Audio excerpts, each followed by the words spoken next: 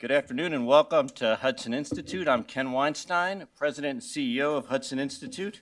Our mission is to promote U.S. international leadership and global engagement for a secure, free, and prosperous future. My colleagues and I are absolutely delighted to welcome Reza Pahlavi back to Hudson Institute to discuss the future of Iran at this critical moment in history, a moment that in early December 2019, Nobel Prize winner, human rights activist Shirin Ebadi termed, quote, the beginning of the fall of the Islamic Republic, end quote.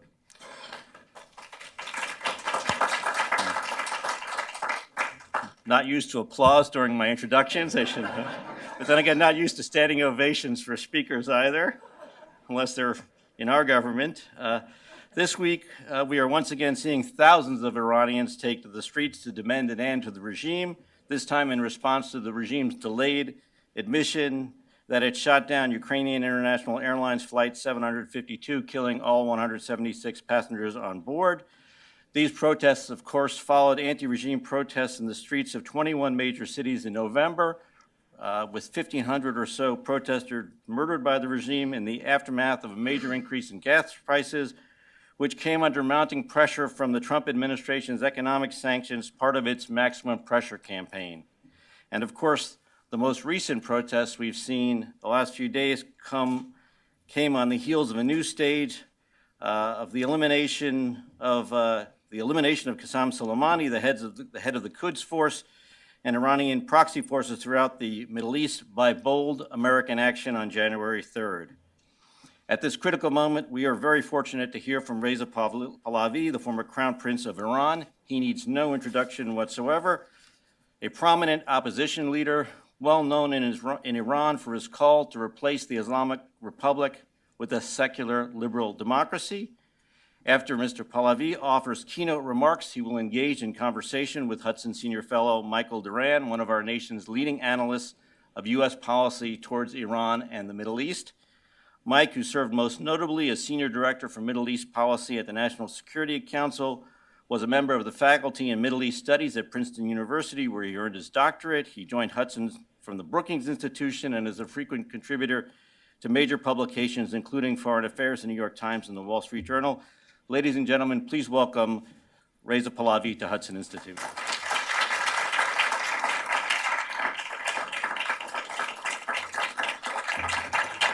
Thank you. Thank you. Ladies and gentlemen, good afternoon. درود به هم‌میهنان عزیزم در ایران و سرتاسر جهان. Before anything, I would like to thank Mr. Ken Weinstein of the Hudson Institute for inviting me to this event.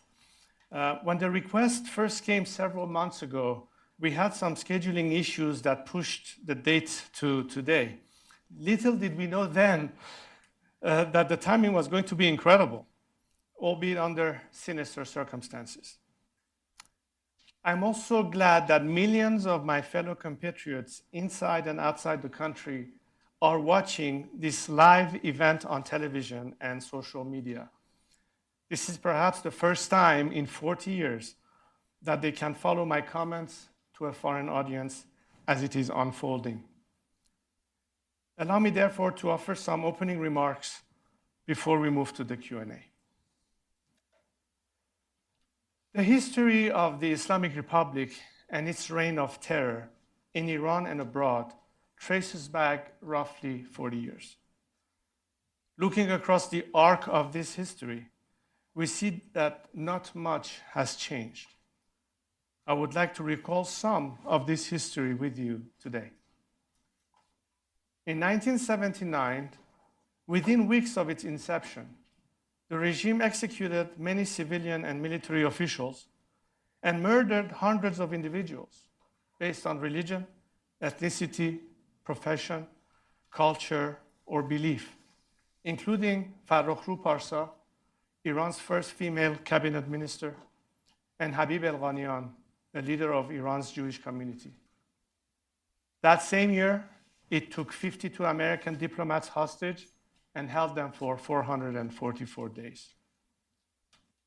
Beginning in 1980, it launched an international killing spree, assassinating exiled Iranians like Prime Minister Shapur Bakhtiar, General Gholam Ali Oveisi, and Abdurrahman Borumand, all in France, and Fereydun Farrokhzad in Germany, and Ali Akbar Tabatabai here in Washington. At the same time, it was using Iranian children as minesweepers, sending them to their deaths in a disastrous war with Iraq, which it dragged on shamefully for 8 years. In 1983, it arranged an attack on American Marines in Lebanon, killing 241 servicemen in their barracks. In 1988, on orders from Ayatollah Khomeini, it executed thousands of young Iranians for their purported leftist political beliefs. In 1994, it coordinated the bombing of a Jewish center in Buenos Aires, killing 85 people and injuring more than 300. Then in 1996, it targeted the Khobar Towers in Saudi Arabia, killing 19 American soldiers.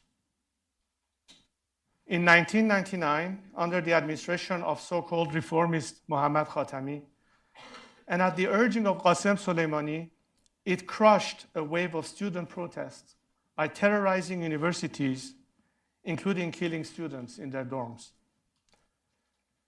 Later in 2009, it repressed brutally a wave of massive, non-violent public demonstrations during the Green Movement, murdering many innocents, such as Neda Agha Sultan, in the streets. In the years that followed, its IRGC Quds forces led efforts to preserve at any cost the blood-soaked dictatorship of Bashar al-Assad, leading to the deaths of hundreds of thousands of Syrians, including 20,000 children, and the displacement of several million others.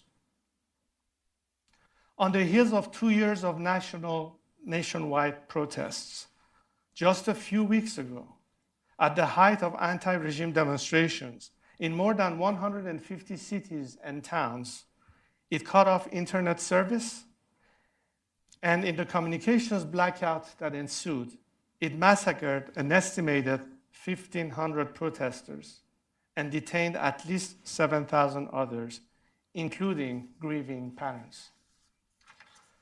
And most recently, after launching missiles into Iraq, it shot down Ukraine airline flight 752 above Tehran, killing all 176 of its passengers, many of them Iranians. Just as the regime has shown an undeniable pattern of consistency in its behavior, so have Western democracies in their behavior towards the regime. For much of these 40-odd years, the leaders of the free world have sought to engage this regime both in trade and in diplomacy. Along the way, there have been limited episodes of political pressure, almost always led by the United States. But there have also been episodes of outright appeasements, also led by the United States. If not motivated primarily by economic interests, all such efforts have focused on changing the regime's behavior. All have failed. It has long been time to recognize that this is not a normal regime and that it will not change its behavior. Consider, for example, the latest regime atrocity. What normal government launches over a dozen missiles from its territory into the territory of a neighboring state without grounding commercial flights? What normal government places the security and administration of such an airport in the hands of a repressive paramilitary force? With this regime, there is no reasonable prospect of sustainable de-escalation. But with the Iranian people, there is the opportunity for sustained peace and friendship, because there's no quarrel to begin with, just shared interests, shared values, and for now, a shared enemy. To my compatriots, this regime is an anti-Iranian occupying force with no regards for the history, the culture, or national interest of Iran and Iranians. And to you, this regime is the greatest single menace to peace, stability, and prosperity in the Middle East, not just because it sows division, destruction, and death across the region, but also because it stands between you and the Iranian people, one of your most natural allies anywhere in the world. My compatriots understand that this regime cannot be reformed and must be removed. For years, they have been risking their lives to confront this regime. They were protesting courageously again this last week. It is long past time for you to hear their voices. In offering the regime negotiations without preconditions, you neglect the people's demand for unconditional support. In fact, you betray them by accommodating their oppressors. International attention and solidarity are vital to any movement seeking to overthrow a totalitarian regime. The Iranian people's struggle is no exception. This is precisely why the regime's proxies and apologists in the Western media and policy communities work diligently to frustrate any form of support for the free world, whether by advocating cuts in funding for civil education or human rights initiatives, or by peddling the absurd argument that even speaking of the regime's crimes will undermine democratic progress. Let us consider again the regime's latest crime against humanity, the shooting down of Flight 752. After 4 days of deplorable obfuscation, the regime was forced to take responsibility for the murder of 176 innocent men, women, and children, but only because of international scrutiny and persistence. Imagine a slightly different fact pattern. An Iranian airline, a domestic route with no foreign or dual nationals. We would never have learned the truth. Leading democracies like Canada and the United States have a decisive role to play in holding this regime accountable. This latest episode is a compelling illustration of the impact they can have. Just like the victims of Flight 752, the Iranian people deserve your attention and support. Today, I look forward to discussing a new path, one that focuses on engaging the true sovereigns of Iran, the people of Iran. This regime deserves every form of maximum pressure, but my people deserve every ounce of maximum support. Thank you very much.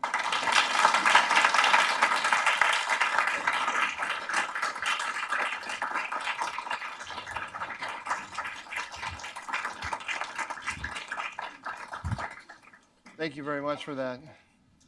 It's very exciting to have you here, especially at this moment. And thanks to all of you for coming. I'm Mike Duran. I'm a senior fellow here at Hudson. I'm going to talk. We're going to have question and answer for about 25 minutes, and then we'll take questions from the audience. I think we're going to take the questions electronically, and there'll be there should be up on the screen behind me an address to which you can send your questions. For members of the press, we're going to have a press conference after the audience Q&A, so if you could wait to the very end, we'd appreciate that. Well, these are stirring times. My feeling in watching the press reports of what's been going on during the November protests, but also during this last wave of protests, is that the Western press has to call its coverage inadequate would be an understatement. I wonder if you share that opinion.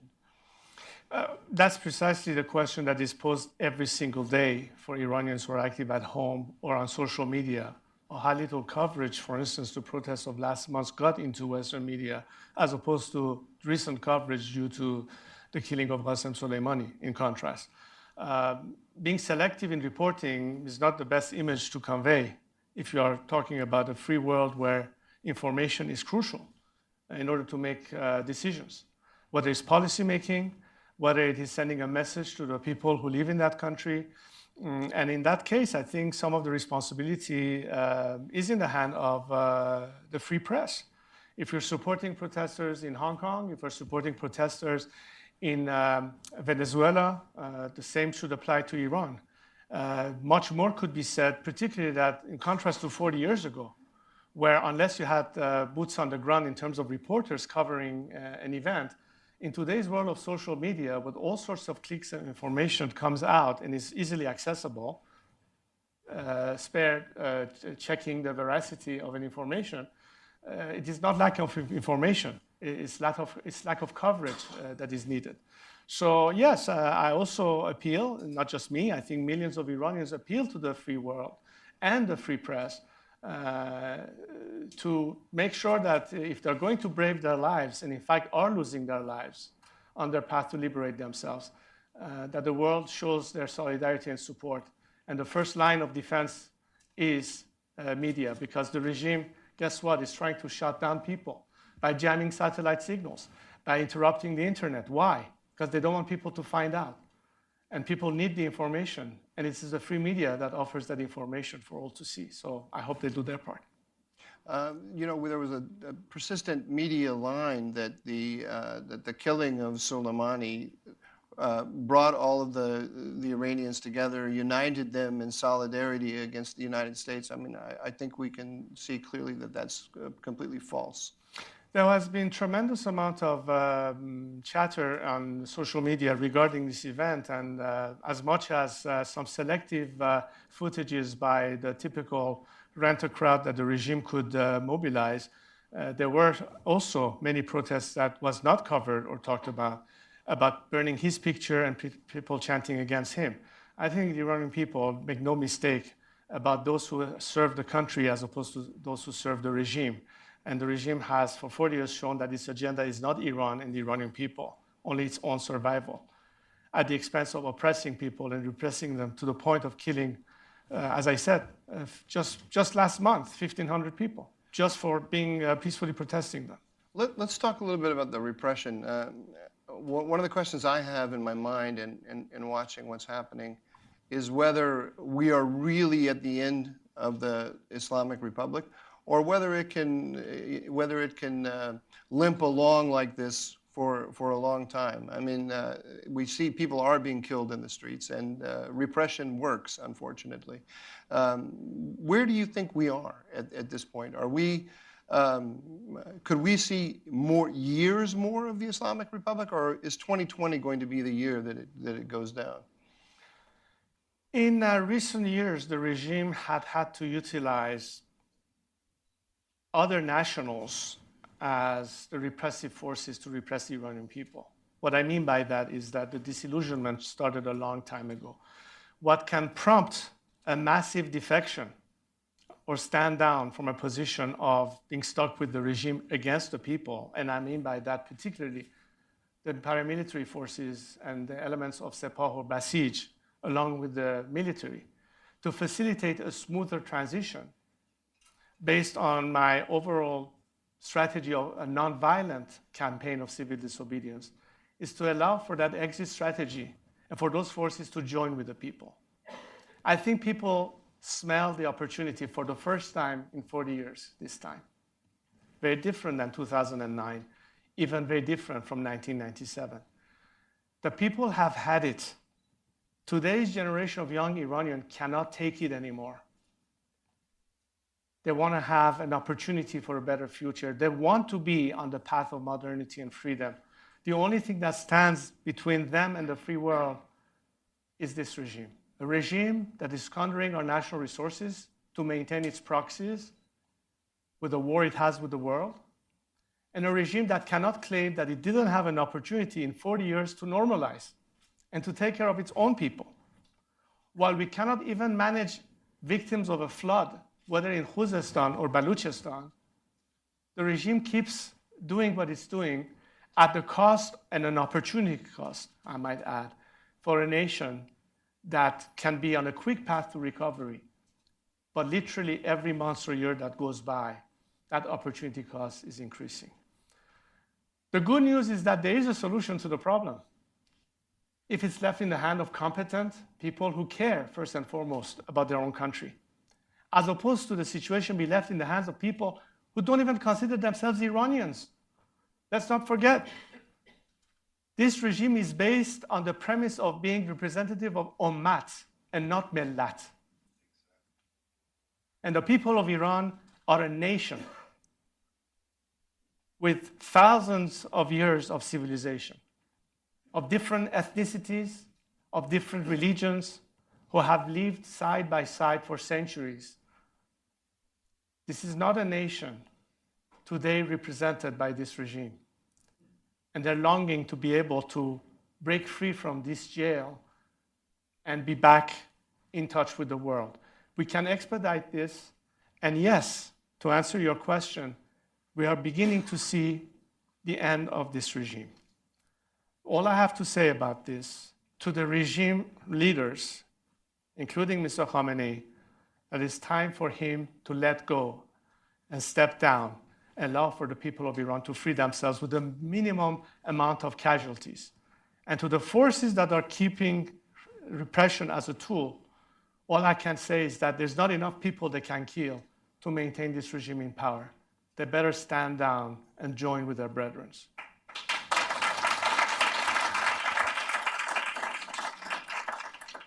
Just for our viewers in Milwaukee, you said that there's a distinction between the regime sees itself as the representative of the universal Islamic community as opposed to the nation. And you want to transition to nationalism away from this universal ideology.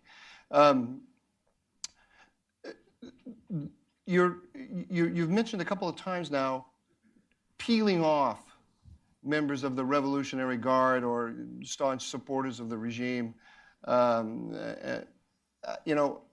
Years ago, 2006, I met with a prominent British diplomat who'd spent a lot of time in Iran, and he told me that he was amazed at how many members of the Basij he met who would ask him for visas. So people who are actually, whose livelihood is tied up with the regime were looking for a way out back then. That's, 13 years ago. Do you have any ideas about how to peel? It's in a situation like this where it's so polarized and where it's turning violent.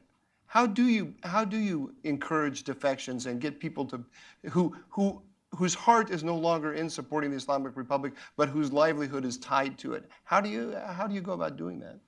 To put it in the most simple terms, a fact that they can survive regime change and belong in a future system with their own people, and also a sign that there is support for that change, so they are not caught in no man's land.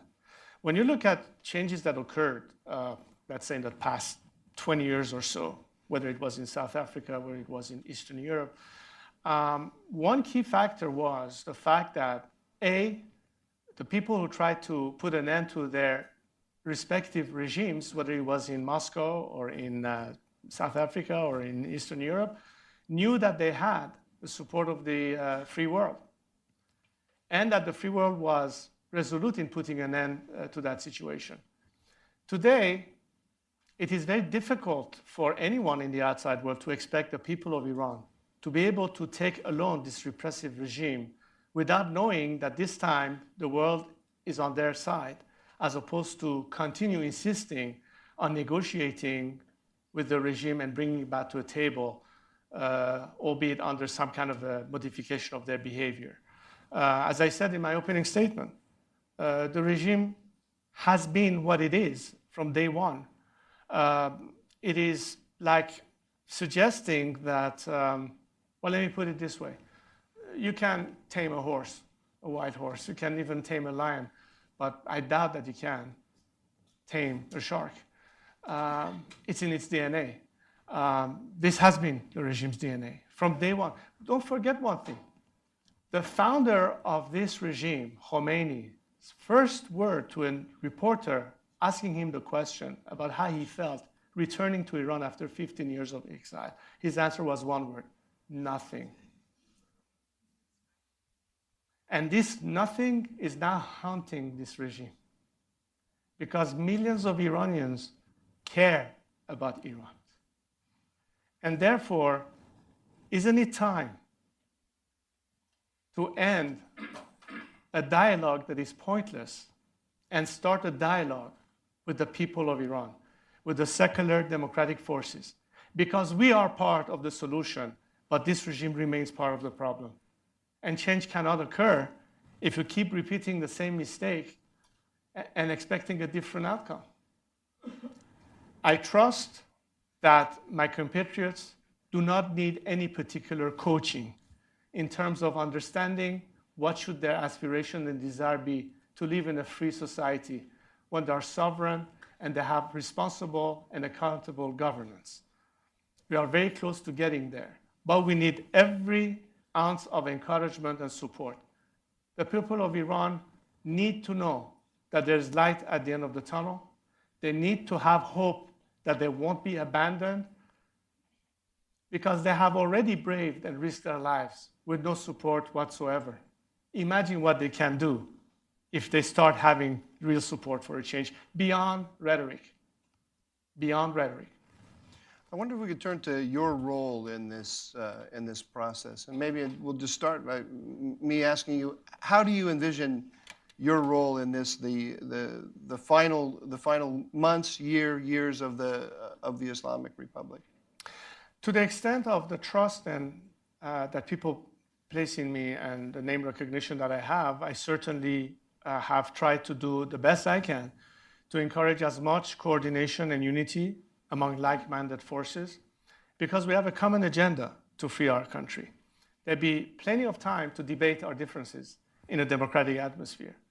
And at the end of the day, the best thing I can say to people is, regardless of what they believe in, the only way to measure ultimately what people want or desire is the ballot box.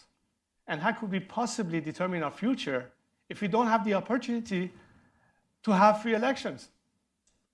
Any democracy functions that way, and it should be no different for Iran. So the quickest we get to a point that we can finally organize elections and have the ballot box speak the will of the majority, we will still not be able to achieve our aspirations for a free and democratic societies. We have never had, in our entire history, free elections in Iran, have we? Isn't it about the time to say we belong to the 21st century rather than the medieval ages? I believe that's what millions of Iranians are chanting in the streets today when they challenge the regime's legitimacy, when they call down to the end of this dictatorship. Their voice is beginning to finally get heard, not just heard, but responded to. And one of my tasks, and what they have asked me throughout the years, is to convey their message to the free world and to be able to bring as much support that I can possibly orchestrate towards their goals and ambitions inside. Now, clearly, there has to be a distribution of tasks. A lot needs to be done inside and outside of Iran. But it is with a common agenda that we will be able to succeed, because where we differ in some opinion and ideology, I think the majority believe that we have a far more common agenda, a national agenda that transcends ideological preferences or party politics. It is truly a national challenge that faces my compatriots today.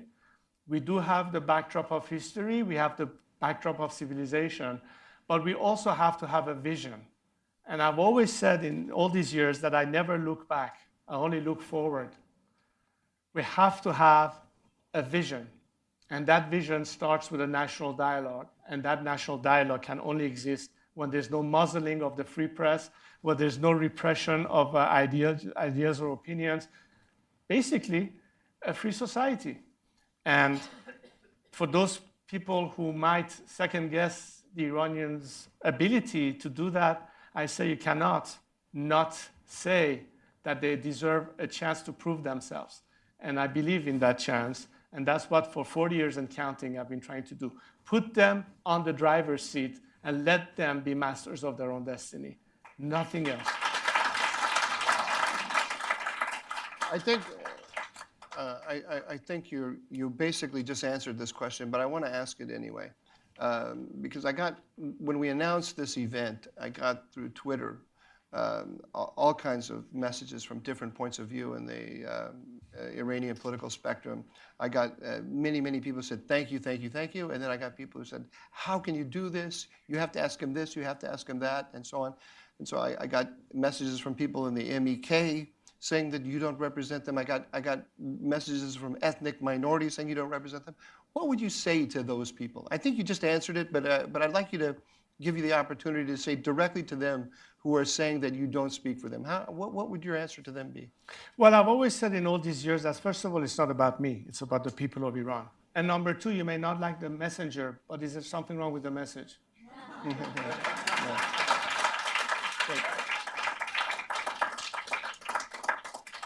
Let's switch now to the role of outside powers. In your opening remarks, I took that to be a very blunt statement, I would say, to the Trump administration. Don't negotiate with the regime at this point.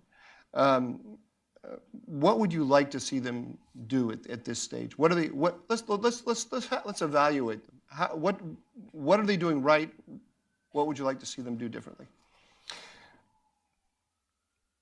Over the past 40 years and counting all the preceding administrations, whether Republican or Democrat, I can safely say that this is the first administration to be as vocal in demonstrating some support towards the Iranian people and clearly making a distinction between the people of the regime.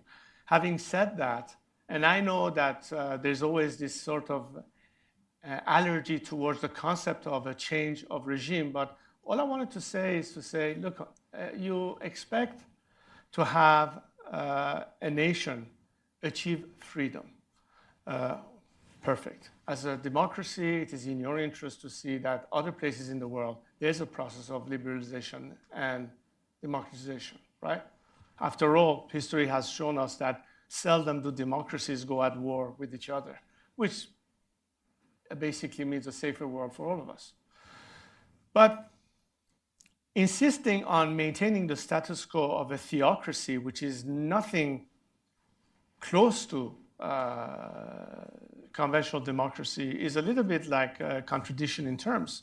And again, the baffling question for many of us Iranians was, while we understand that diplomacy should be a better alternative before war is contemplated, but then again, it's also a matter of how long are you willing to stretch that argument. Hasn't that been enough water under the bridge for us to assess that this regime cannot be trusted? It has never been transparent. It has never been honest. It has proven time and again that it's willing to sacrifice the lives of millions of Iranian people just to maintain itself in power. And the message you will be sending to a nation that is trying to get free from this regime, that we are still insisting on having some dialogue with them, it's not an encouraging message. It can only be interpreted as something, to put it bluntly, discouraging. And by saying that, and I think the time has come to finally realize that expecting the regime to change anything different than what it's done for the past 40 years is literally a waste of time. Bring in the X factor that has never been considered for 40 years, and that is the people of Iran. Have a dialogue with the representatives of the Iranian people, of the secular democratic forces. Have them be offering you the ways that they can help themselves achieve that freedom. Because, as I said before, we have the shared values of freedom and human rights, and we are part of the solution. But we have never been, until now, a factor as a nation. And what better investment can any government of a foreign country, in terms of its own national interest, ultimately do in long term that guarantee positive relationship and a better world than investing on the people. Because history has shown us that regimes don't survive, but peoples are eternal. And it's the people factor that counts here, not regime factor. We're no longer in the 20th century. We are in the 21st century. It's a big difference than that era where raison d'etat or détente or some realpolitik was the order of the day. Not anymore. You can't stop the people. You can only help them. And this is all, what it boils down to. The people today listening to us in Tehran, in Mashhad, in Tabriz, in the four corners of Iran, expect the world to show more than just moral support. They expect them not to be thrown under the bus in the name of diplomacy and negotiation. That's what they want to hear from you. And that's my message to this administration, to its Western allies. Do not count this factor, because if anything, the best way to de-escalate is by not relying on this regime anymore, but relying on the people that have no quarrels with you, that are in the same boat. And we can expedite that process. And if this message is sent loud and clear, trust me, more and more members of the military forces and paramilitary forces will say, the time has finally come for us to lay down our arms and join our brethren on the streets. Because now we know that the world is committed. We're no longer in no man's land. If we're trying to avoid violence, if we're trying to avoid war, if we're trying to avoid and minimize the loss of life, that's the only course of action that remains. Because diplomacy has failed and nobody wants war. So the only alternative is to help a people, because they are the solution, as opposed to a regime that, as I said before, is the problem. The other debate that broke out on my Twitter feed when we announced this event was among Americans, and in particular, supporters of the Trump administration. Because there's one element in the sort of more, for lack of a better word, isolationist element in the Trump administration, or the element that's urging restraint, looks at the developments in Iran actually with fear or concern. And the concern is that what we're looking at is going to be a repeat of the Iraq War, where the United States is going to get sucked into a protracted conflict inside a foreign country that is going to lead to massive expenditure, loss of life, and responsibility for political processes that we basically don't understand and can't find our way through. What would you say to those people? Well, first of all, it's a totally different scenario. Since 9/11, we saw changes in Afghanistan and Iraq. Whether it was provoked or whatever was the consequence, it was actually a foreign intervention that changed the circumstances. The difference with Iran is that nobody other than the people of Iran are asking for change to begin with. It's not a matter of the foreign policy of this or that foreign government. It's the desire of the overwhelming majority of a nation. They're not asking you to make the choice. They're asking you for support, number one. And number two, I think that the most important thing for all of us Iranians is that Iran should not be a matter of partisan politics. It is about freedom, it is about human rights, and it is not the exclusive privilege of the Democratic or Republican Party to opine on that. That's why it affects Americans, regardless of which side of the aisle they are in their own domestic politics, not to make Iran an issue of partisan politics. That's the first thing we expect as a nation. Did you hear that, Democrats? Sorry, I had to take a little partisan advantage of your nonpartisan statement. What do you expect? What do you expect the regime will do? I mean, I don't expect them to just go quietly into the night. And even if they already know that things are difficult, they're going to fight. In what way are they going to fight? The degree to which complete demoralization occurs in totalitarian regimes is directly correlated to the degree of optimism and hope that the people facing them sense. at a crucial moment in history. When you think of one thing that is known in the annals of history of a Santiago moment, when it came to the struggle against the Pinochet regime in South America, when you're talking about the beginning of a different take on where a nation is, when you see some images of a young Chinese student in Tiananmen Square in front of a tank, or God knows so many examples that has happened since then, and you think of the person sitting in a position of decision to repress and quash people, what is their ultimate hope to survive? Part is that they can continue repressing without pity, with no consequences on the basis of the outside world, which is why it's important to maintain maximum pressure. That's one of the dimensions. But it's also because they realize that it's pointless. I think Mr. Khamenei, for the first time in the last few weeks, had realized that this is beyond salvaging, that people are openly chanting for his, basically removing himself from the picture.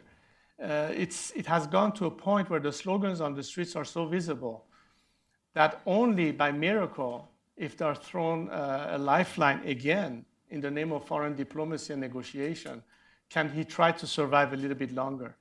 But I think the events has passed this regime.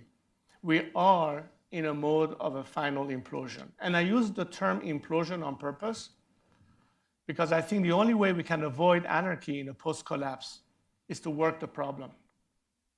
And that's precisely why dialogue is needed with the forces of change, so that the people of Iran and the world realize that there is a process that will occur immediately upon the collapse, that there will be a transition plan in place in terms of addressing the temporary management of the country's affairs, but at the same time providing grounds for a democratic process, starting with the Constitutional Assembly to begin debating every aspect of what Iran needs to ultimately decide for itself in terms of the form of regime or government they would like to have. For all this process to be kicked in, we have to already anticipate all these moves. And I've always talked about this, for those of you who have followed me all these years, that the issue is not just to get rid of this regime, but to also have an alternative in mind. Very different than back in 1979, where the majority of those who were against my father's regime said, let the Shah go, then we'll see what happens. Well, guess what? And we don't want to be caught in the same unpredictability again. For those who are using this excuse that, well, we don't want to have another scenario of America be dragged into anything, America is not being dragged into anything other than what people are asking. And again, let me repeat that. All we need to know is that you're on the right side of the equations. The people are doing the job. It's not going to be American forces. It's not going to be an intervention of any sort. It's basically supporting a nation on its path to claiming their country back from a regime that has put them literally in jail for the past 40 years. That's the investment, but you cannot just talk about it. You have to actually take some steps towards that. We have to do our part. When I say we, I mean we, the Iranian people, both at home and abroad. This is why, over all these years, and particularly in recent months, I, for one, have been constantly increasing my dialogue with people inside Iran, people who can be the forces of change in terms of administrative skills, various forms of managers, and people who obviously, under the circumstances, are forced to work and operate under the radar because they cannot prematurely be exposed, so they can be the components to fill in that gap, together with the diaspora members of the democratic forces in exile and in opposition, to coordinate a plan and to have this dialogue among ourselves, make our necessary presentations to the outside world, but also to incentivize the people in their final blow to the regime, which I have always believed would be in culmination when the whole country comes to a standstill with major labor strikes. And I have some specific suggestions as to how that could be assisted. All of this means that we're not just sitting here and saying this regime must go. We also have a plan in terms of how to replace it and with what. But we need to have much better dialogue with the outside world, not only for them to understand that there is going to be a solution, it's not going to be mayhem, but also to identify the forces at play so that basically we're all on the same frequency. That's very critical, and it will expedite and smooth the process of transition in a post-regime collapse. We'll move now to questions from the audience, which have come to me through the magic of the internet. And let me just take up with what you just said, because I have a question right here before me, clearly from a supporter. Why doesn't His Highness call for a general strike? I think that the general strike will occur at a point where we have an increased ability of coordination of street action inside Iran. One thing that has been missing, and I would pretty much admit to this, is the fact that there is a lack of interim or middle management. You have the people on the streets, you have a general desire, but the daily aspect of managing, coordinating, orchestrating a variety of campaigns requires more than the limited resources that currently exist in Iran. Now, a lot of it is financial, because you have to be able to finance that. But the time where we can call for a national strike is for us to have the ability to tell that would-be striker that he or she is going to be compensated, running the risk of losing his wages as a result of going on strike. For years now, I've proposed the formation of what I would call a strike fund, a dedicated amount of money that will be there to guarantee financial compensation for the worker and his families that would go on strike. These people are hardly surviving these days economically. They cannot be expected to risk everything with nothing in return. You need to incentivize them. So that's one aspect, which will then make it easier to call for a nationwide strike. The timing of the strike is also important, because you cannot sustain such strikes for months at a time. It has to be part of a climax which forces the final nail in the coffin of the regime, so that immediately when the implosion occurs, that element of transition can be in place. These two go together hand in glove. So the timing has to also be right. Now, in preparation for all that, a lot of groundwork needs to be done. And for the most part, Iran's civil society in various sectors have done pretty well, given the circumstances. We simply need to increase their abilities to implement this. We also need to make sure that communication and coordination remains part of the equation. Most of my compatriots that talk to me about this are fearful of yet again another interruption, for instance, in the internet access or broadcast.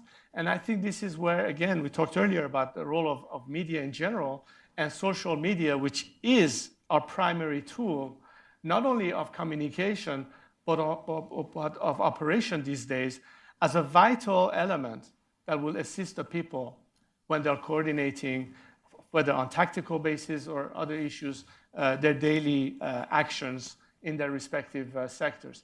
All of this is part of what needs to be further explored.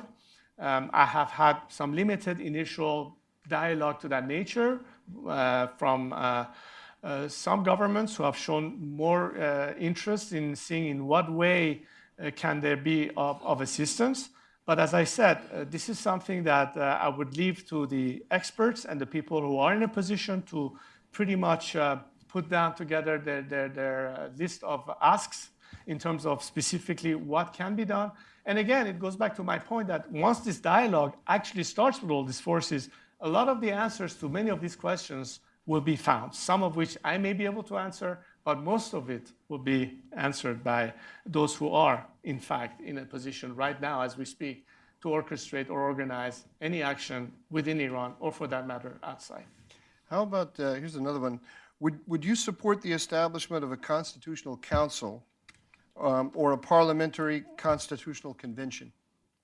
Well, a lot of questions over the years have been asked about why not form a government in exile. This is probably the most frequent, common question over the years, including recently, that has been asked. I don't think that's a practical avenue, because, again, for a government in exile to have any sense, that means that any foreign government will have to seize official recognition of the existing de facto government and begin to officially recognize such governance. And then the question is, on what basis and by which mandate are the people supposedly forming such a government base their legitimacy on? And that is a harder pill to swallow when it comes to actually thinking of it. As opposed to err back towards the direction that we have done all these years is there is a synchronicity of a common agenda between a very vast array of Iranians in their diverse political families, which agree with one aspect, that the ultimate decision has to be left at the hand of the people of Iran through a constitutional process, which has to occur in Iran. That means the election of a constitutional assembly. Such elections cannot be held as long as this regime is in place. It goes without saying that the minute this regime is no longer there, there has to be a transition team. We can call it a transitional government or a transitional council, which in effect will be responsible for identifying those who can take the responsibility of managing the country's affairs in an interim period of time, but to immediately set the stage for the elections of that parliamentary process, the Constituent Assembly. So minimal work is done in terms of new legislation. To that effect, I've been asked the question, well, during that period, let's say it takes a year, a couple years, or maybe 3 years at the most during that transition phase, the country is governed based on which laws? Are we going to operate under the laws of the Islamic regime, or are we going to fall back to preceding laws predating this regime, at least as a frame of reference, so that some order is brought back to society? What is the role of the militia during that time? To which I say, isn't it their first job to preserve order and security in Iran, to prevent vigilantism or pillage? That's what their role should be, as opposed to turning their gun on the people, make sure that they can maintain law and order. That's part of the equation. That's the role and definition of transitional governance, to make sure that these roles are defined. And ultimately, making sure that as we are working on that first phase of transition, as of now, we can encourage people to form their political parties. Because guess what? At the end of the day, let's say there's a national referendum that decides the final form of the regime that the majority of the people want. The first stage towards normalcy would be the elections of the first majlis of this new democratic system. And of course, the result of the first election organized by political parties to form the first government of this new democracy. So without political parties, how can we possibly identify those responsible to govern the country tomorrow based on elections? We have to think the problem as of now. Now, under this regime, no political parties can form, but they can certainly start thinking about it. They can certainly plan their agendas. I envisage a country that will have probably a multi-party system, probably a very strong conservative party, a liberal democratic party, a socialist party, most likely, and maybe a few parties in between. And that's where left from right differs. But the common agenda is to make sure that at the end we have elections organized by parties, because in any democracy, governments don't organize elections, parties organize elections. If we miss the boat on that, we haven't solved our problems. We need to think about that as well. So again, as I said, there's a distributional task. The political opposition of Iran has a hard job these days, because they have to be able to provide this avenue without making it, again, a partisan issue. For the leftists to say, what about my agenda? For the conservatives to say, what about my agenda? For the monarchists to say something, for the Republicans to say another, and so on and so forth. Let's make sure that we can at all times guarantee that every voice will be heard and no voice will be muzzled. But there is a rule of the game, the democratic process. Political pluralism has to be at all times observed in Iran. And this is for a country that is in nature diverse, that is in nature, how shall I say, at least in terms of composition, a mosaic.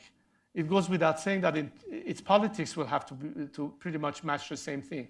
So by all means, form your parties. Think of it, because the day we finally have opted for our new system, we go back to business as usual in terms of ordinary governance, which is basically cyclic elections every 4 or 5 years, and form the government in charge of affairs for Iran. That's the end of the process from where we are now to where we want to be.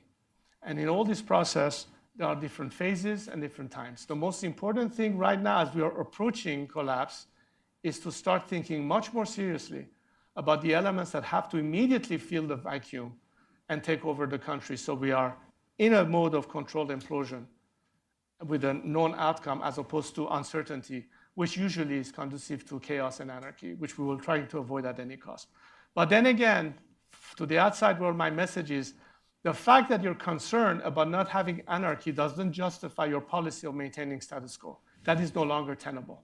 That needs to change. That's the first element that needs to change. You already addressed this issue, but let me read this question to you. And if you have anything to add, you can add. And if you've said everything you want to say, we can just stop right there. It's an election year in the U.S. We have a president whose legitimacy is questioned. Whether it be fair or not is questioned. How do you recommend the Iranian opposition navigate their goal of liberty without getting caught in the crosshairs of partisan politics in the U.S.? As I said, the first hope of any of our activists, civil rights and human rights advocates inside and outside Iran when it comes to the future of our country is not to have the domestic politics of a foreign government divide them over their bipartisan or multi-partisan support to the Iranian people. Of course, in any country you have an internal debates. There's no question that America is perhaps more than ever divided when it comes to internal politics. From the day I've started to live in this country, I've never seen it as such.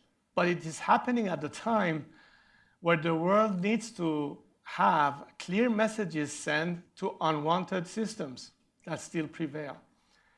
And usually, those kind of regimes always find a way to take advantage of any internal division of foreign countries when it comes to their attitude vis-a-vis that given country. They will play to the max through their fifth column and a wave of apologies, as we have witnessed many times. On behalf of the silent majority that cannot openly state it back home, but would like me to use this platform to convey again to you, is that when it comes to Iran, we want Democrats and Republicans in America to realize that we, the Iranian people, demand the same freedoms and the same rights as you enjoy in this great democracy of yours in America. And regardless of what domestic argument you have, do not let that affect your unconditional support to our cause. That's my message on behalf of my compatriots to the American people and its government. And I hope that you will find an answer to this inquiry back to the Iranian people. Whether it's the president saying it, whether it's his opponent saying it, whether it's the American media saying it, you are addressing the Iranian people. Here's your opportunity to say we are with you as opposed to not. So all of that is, as we speak, unveiling. I think there's a beautiful note on which to end. So please join me in thanking Reza Pahlavi for these very, very informative remarks at this historic moment. Thank you very much. Thank you. Really appreciate it.